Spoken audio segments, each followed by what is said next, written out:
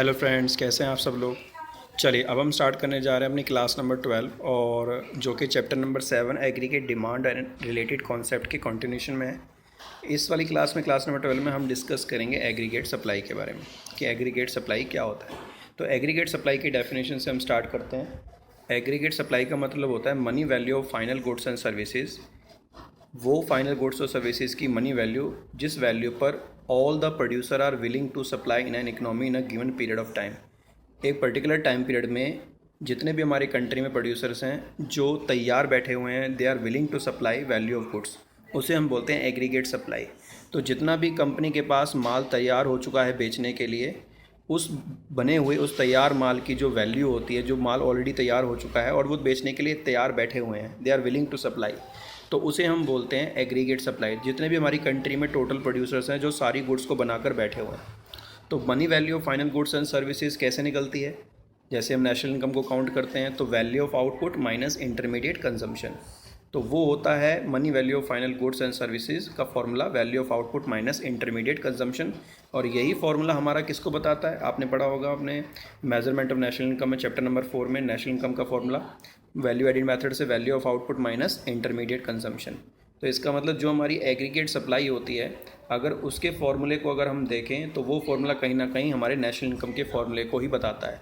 तो इसका मतलब हम ये भी तो कह सकते हैं कि aggregate supply is equal to national income. और नेशनल इनकम क्या होती है? वो इनकम जो फैक्टर ऑफ प्रोडक्शन में डिस्ट्रीब्यूट होती है, जो फैक्टर ऑफ प्रोडक्शन जो फैक्टर सर्विसेज देते हैं फर्म को। तो फैक्टर ऑफ प्रोडक्शन के पास जब वो पैसा जाता है तो फैक्टर ऑफ प्रोडक्शन क्या करती है? उस पैसे को या तो आइदर कंज्यूम करेगी या फिर वो सेव करेगी।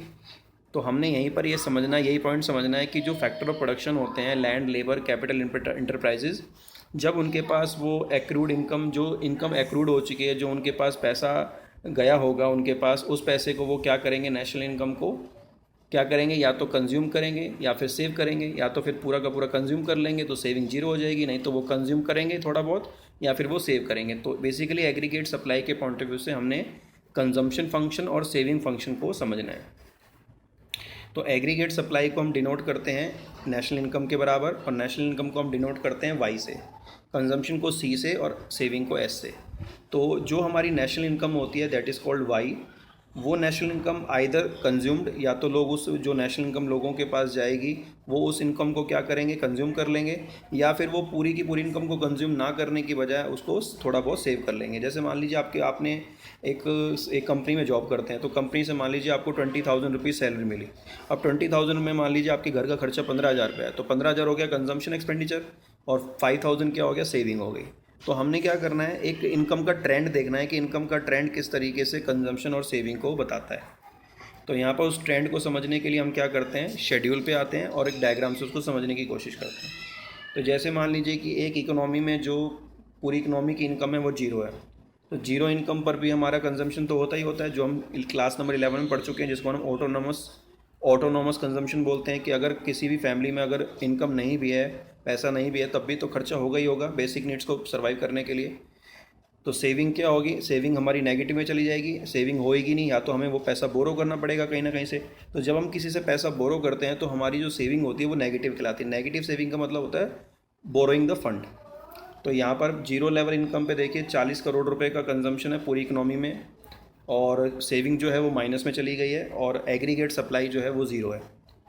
ठीक है। उसके बाद बिना सप्लाई के भी, मतलब आप लोग गुड्स को, मतलब नेशनल इनकम अभी हमारी एक्रूड हुई नहीं है, मतलब नेशनल इनकम लोगों के पास पहुंची नहीं है, लोगों ने अर्न नहीं की, फिर भी लोग कंजम्पशन कर रहे हैं। तो जब इनकम लेवल जीरो होती है तो हम उसे कंजम्पशन पे, जब इनकम लेवल जीरो होते हुए भी हम कंजम्पशन करते हैं तो उसे हम ऑटोनॉमस कंजम्पशन बोलते हैं। अब देखिए, मान लीजिए इकोनॉमी में 100 crore rupees national income generate हो चुकी है, तो कंजम्पशन पहुंच गया 120 पे, क्योंकि कंजम्पशन इनकम के साथ बढ़ेगा। तो आपकी सेविंग किस में आ रही है? अभी भी आपकी सेविंग नहीं हो रही है, अभी भी आप बोरोइंग कर रहे हैं, पैसा लेकर, उधार लेकर आप कंजम्पशन करने की कोशिश कर रहे हैं। तो सेविंग किस पे आ गई? -20 पे। ये क्या है? एक एस्टिमेटेड वैल्यू चल रही है, ये एस्टिमेशन चल रहा है, ये आइडिया लगाया जा रहा है कि इतना कंजम्पशन होगा और इतनी सेविंग चलेगी। तो ये हम ट्रेंड देख रहे हैं, एक ट्रेंड देख रहे हैं, पैटर्न देख रहे हैं कि किस तरीके से कंजम्पशन होता है और कैसे हम सेविंग को वैल्यूएट करते हैं। तो यहाँ पर एग्रीगेट सप्लाई कितना आ गया आपका? 100। इसका मतलब जितनी आपकी नेशनल इनकम है, एग्रीगेट सप्लाई उतना आता चला जाएगा। क्योंकि aggregate supply is equal to consumption plus saving. तो अगर मैं कंजम्पशन 120 करोड़ कर रहा हूँ और उसमें मेरी 20 करोड़ की जो है वो सेविंग नेगेटिव में जा रही है, तो अल्टीमेटली एग्रीगेट सप्लाई कितने पे आ जाएगा, 100 करोड़ पे, नेशनल इनकम के बराबर ही रहता है। अब इस तरीके से ये आपका ट्रेंड चलता रहेगा। जैसे ही आपका इनकम 200 करोड़ हो जाएगी, कंजम्पशन देखिए 200 करोड़ पे आ गया, तो इसका मतलब सेविंग क्या हो गई, ज़ीरो। इसका मतलब जब आपकी नेशनल इनकम के बराबर आपकी कंजम्पशन आ जाती है, आप पूरी नेशनल इनकम को कंज्यूम्ड कर लेते हैं, तो आपकी सेविंग जीरो हो जाती है। उसे हम ब्रेक इवन पॉइंट बोलते हैं, इक्विलिब्रियम पॉइंट बोलते हैं। तो चलिए यहाँ पर हम एग्रीगेट सप्लाई का या फिर हम कहें नेशनल इनकम, जो नेशनल इनकम कहें या एग्रीगेट सप्लाई करें, दोनों एक दूसरे के बराबर होती हैं। तो इसका डायग्राम देख लेते हैं। डायग्राम में देखिए बिल्कुल एक अपवर्ड स्ट्रेट लाइन जा रही है, स्ट्रेट लाइन अपवर्ड। इसमें क्या हो रहा है, 90 डिग्री पे आपका स्ट्रेट लाइन जा रही है, लेकिन अपवर्ड जा रही है, पैरेलल नहीं जा रही है एक्स एक्सिस के। तो यहाँ पे हो क्या रहा है कि जैसे जैसे आपकी इनकम बढ़ती जा रही है, वैसे वैसे आपका कंजम्पशन लेवल बढ़ता जा रहा है। और अगर कंजम्पशन लेवल बढ़ता भी जा रहा है और उसमें कंजम्पशन अगर कम हो भी रहा है, तो साथ के साथ सेविंग भी हो रही है। तो ये जो वाई एक्सिस दिखाई दे रही है आपकी वर्टिकल, और हॉरिजेंटल इनकम हॉरिजेंटल जो है वो इनकम है, और वर्टिकल जो है वो आपकी कंजम्पशन है। तो कंजम्पशन प्लस अगर हम सेविंग देखें तो दोनों मिला के हमारी किसके बराबर हो जाएंगी, एग्रीगेट सप्लाई के। तो इसीलिए जो हमारा एग्रीगेट सप्लाई का जो कर्व होता है वो बिल्कुल 90 डिग्री पे जाता है। जैसे जैसे 100 करोड़ इनकम होगी तो 100 करोड़ आपका कंजम्पशन प्लस सेविंग को मिला के बनेगा। 200 करोड़ अगर आपकी इनकम होगी तो 200 करोड़ ये आपका सेविंग प्लस कंजम्पशन को मिला के बनेगा। हाँ, अगर ये सिर्फ कंजम्पशन का कर्व होता तो ये स्ट्रेट ना जाता, ठीक है, 90 डिग्री पे ना बनता। तो ये हो गया आपका diagrammatic presentation of aggregate supply. बिल्कुल आपका 90 डिग्री पे जाएगा ये आपका 100 करोड़ पे 100 करोड़ का कंजम्पशन एंड सेविंग। अगर आप यहाँ पर भी देख सकते हैं कि इनकम वाले कॉलम को देखें और एग्रीगेट सप्लाई वाले कॉलम को देखें तो दोनों वैल्यूज़ बराबर चलेंगी। तो हमारा एग्रीगेट सप्लाई जो होता है उसका नेशनल इनकम से बिल्कुल क्या होता है, इक्वल रिलेशन होता है, क्योंकि income is equal to consumption plus saving and aggregate supply is equal to consumption plus saving, ठीक है। तो चलिए अब हम देखेंगे इनकम और कंजम्पशन का रिलेशन। अभी फ़िलहाल हमने क्या देखा था, इनकम का कंजम्पशन और सेविंग के साथ रिलेशन, कि जितनी भी हमारी इनकम होती है, income total national income is equal to consumption plus saving होती है। और एग्रीगेट सप्लाई भी क्या होता है, कंजम्पशन प्लस सेविंग के इक्वल होता है, क्योंकि एग्रीगेट सप्लाई जब नेशनल इनकम के बराबर होगी तो जो चीज़ नेशनल इनकम के बराबर है वो एग्रीगेट सप्लाई के बराबर भी होगी। तो अभी फ़िलहाल हमने इनकम का, नेशनल इनकम का कंजम्पशन प्लस सेविंग के साथ रिलेशन देखा था और एग्रीगेट सप्लाई का कर्व देखा था। अब हम सिर्फ इनकम, नेशनल इनकम का कंजम्पशन के साथ एक ट्रेंड देखेंगे कि इनकम का कंजम्पशन के साथ क्या रिलेशन होता है। तो यहाँ पर देखिए, अगर आपकी नेशनल इनकम ज़ीरो है तो कंट्री में जितने भी कंज्यूमर्स हैं, जितने भी हमारे एग्रीगेट डिमांड है, वो तो डिमांड तो करेंगे ही करेंगे, क्योंकि बेसिक नीड्स की डिमांड तो हर कोई करेगा, कंजम्पशन तो बेसिक नीड्स की करेगा ही करेगा।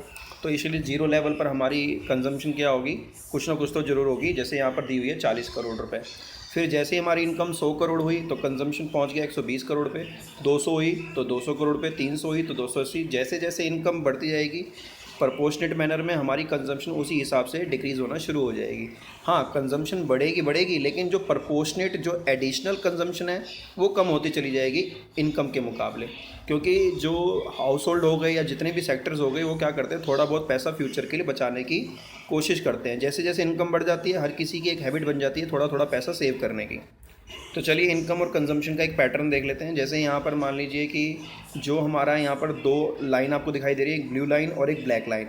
जो ब्लैक लाइन जा रही है 90 डिग्री पर, जहाँ पे लिखा हुआ Y bracket AS aggregate supply, तो ये आपको बता रही है कि एग्रीगेट सप्लाई तो बिल्कुल 90 डिग्री पे बनेगा।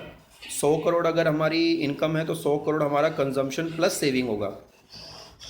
तो consumption plus saving is equal to हमारा क्या होता है, नेशनल इनकम होती है। तो इसीलिए नेशनल इनकम का जो ग्राफ हो, जो नेशनल इनकम की लाइन होती है, और जो नेशनल इनकम कह लो या एग्रीगेट सप्लाई कह लो, दोनों बातें बराबर होती हैं। National income is equal to aggregate supply. तो इसका जो हमेशा जो ग्राफ होगा, जो लाइन होगी, वो हमेशा 90 डिग्री पे जाएगी। लेकिन अगर हम कंजम्पशन की बात करें तो कंजम्पशन देखिए, पहले 40 करोड़ था, फिर 120 हुआ, फिर 200 हुआ। तो उसी हिसाब से जो लाइन बन रही है वो आपके यहाँ से, जहाँ पर C बार बना हुआ है, ये C बार बना हुआ है, ऑटोनोमस कंजम्पशन यहाँ से शुरुआत हो रही है।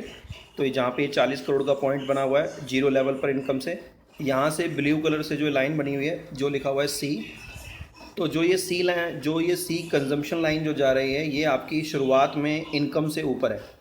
अब यहाँ पर जो कंजम्पशन जो है वो इनकम से ऊपर इसलिए है क्योंकि कंजम्पशन जीरो लेवल पर भी होता है, इसलिए स्टार्टिंग में हमेशा जब भी नेशनल इनकम की बात करेंगे, कंजम्पशन की बात करेंगे, तो कंजम्पशन हमेशा जीरो लेवल से स्टार्ट होगा। इसका मतलब जो ऑथर जो स्कॉलर्स हैं, जो विद्वान लोग हैं जिन्होंने इस थ्योरी को बनाया, जिन्होंने थियोरेटिकल वे में हमें ये समझाया है, वो ये बताने की कोशिश कर रहे हैं कि जीरो लेवल पर भी कंजम्पशन होता है।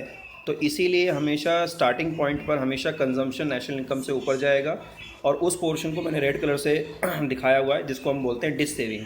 ये जो रेड कलर से आपका जेब्रा लाइन बनी हुई है, ये आपके डिस सेविंग को बताती है। डिस सेविंग का मतलब होता है negative saving.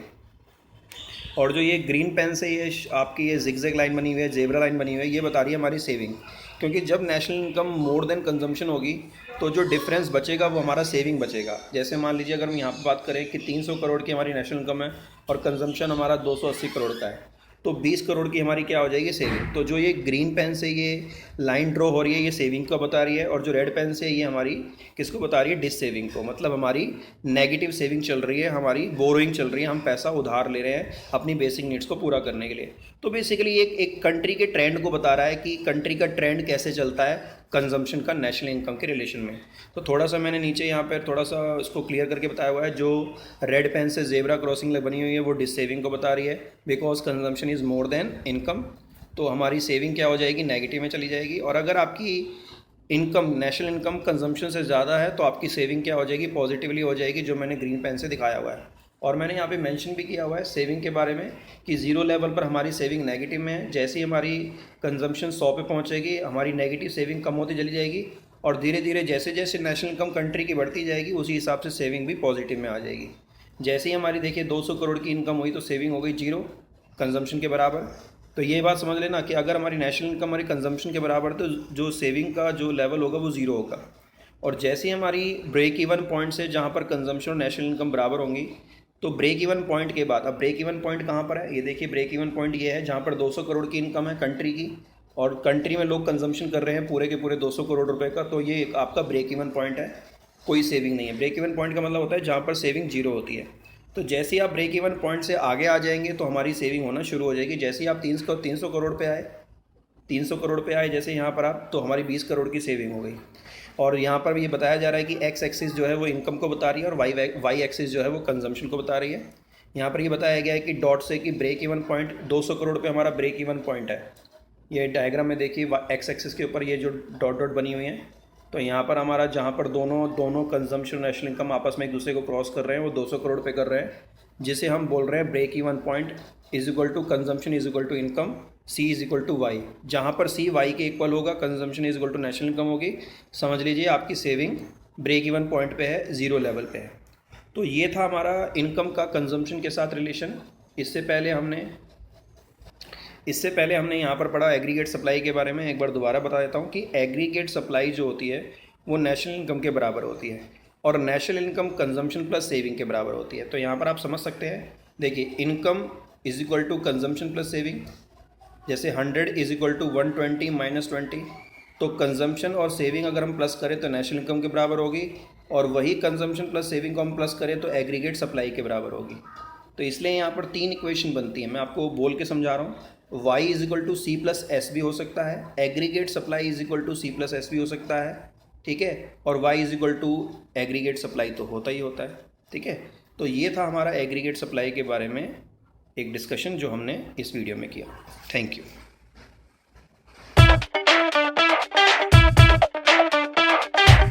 Subscribe now and press the bell icon. Never miss an update.